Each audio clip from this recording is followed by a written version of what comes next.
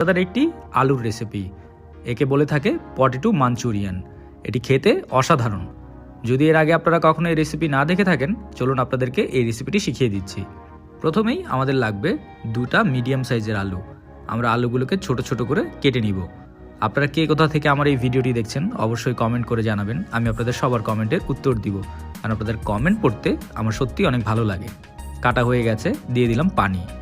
এরপর ভালোভাবে আলুগুলোকে আমি ধুয়ে নিব, কারণ আলুর ভিতরে একটু কষ থাকে। ভালোভাবে ধুয়ে নিলে কষগুলো বের হয়ে আসবে। এরপর আমরা পানিটা ফেলে দিয়ে আমরা আলুগুলোকে আরেকটি পাত্রে নিয়ে নিব। আলুর সাথে আমরা দিয়ে দিব আরও কিছু উপকরণ। প্রথমে দিয়ে দিব আমরা পেঁয়াজ কুচি করে কাটা, এরপরে দিয়ে দিব কাঁচামরিচ, ধনিয়া পাতা, এরপর দিয়ে দিব পরিমাণ মতো লবণ, তারপর দিব রসুনের গুঁড়ো, আদার গুঁড়ো, তারপর সামান্য মরিচের গুঁড়ো, এরপর দিয়ে দিব জিরার গুঁড়া, ধনিয়ার গুঁড়ো, এরপর দিয়ে দিব বেসন, তারপর দিয়ে দিব সামান্য পরিমাণে বেকিং সোডা। তারপর এগুলোকে আমরা ভালোভাবে একত্রে মিক্স করে নিব।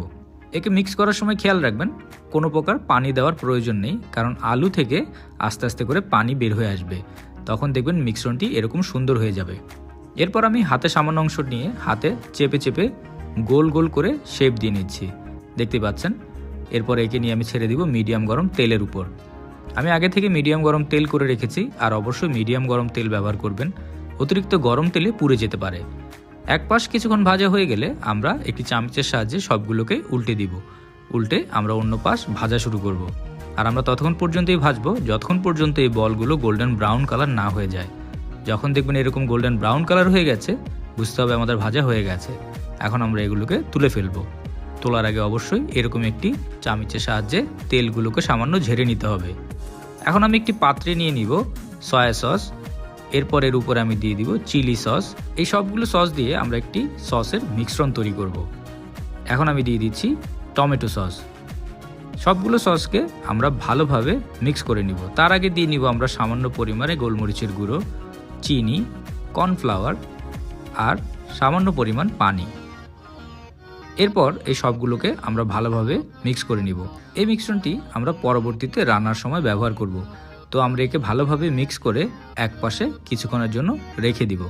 তারপর আমরা নিয়ে নিব একটি বড় একটি কড়াই, তার উপর আমরা দিয়ে দিব তেল। তেল গরম হলে দিয়ে দিব কুচি করে কাটা রসুন। এরপর রসুনকে আমি কিছুক্ষণ ভেজে লাল করে নিব। এরপর আমি আমাদের তৈরি করা এই সসের মিশ্রণটি এইখানে দিয়ে দিচ্ছি। এরপর আমি আরও কিছুক্ষণ একে নাড়াচাড়া করে রান্না করতে থাকবো।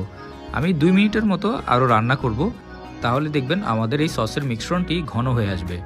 যখন এই মিশ্রণটি ঘন হয়ে আসবে তখন আমি এর উপরে দিয়ে দিব কুচি করে কাটা পেঁয়াজ, তারপর ছোট করে কাটা গাজর, ক্যাপসিকাম, এই সবগুলো ছোট ছোট করে কাটা আমি দিয়ে দিলাম।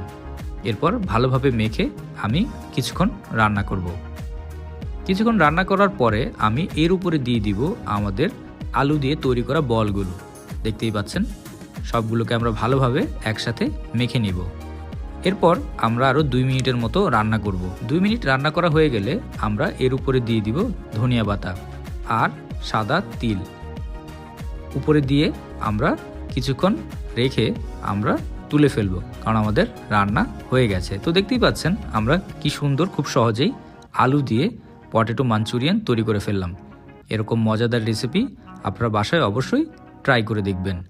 রেসিপিটি ভালো লাগলে একটি লাইক অ্যান্ড শেয়ার করতে ভুলবেন না। সবাই ভালো থাকবেন।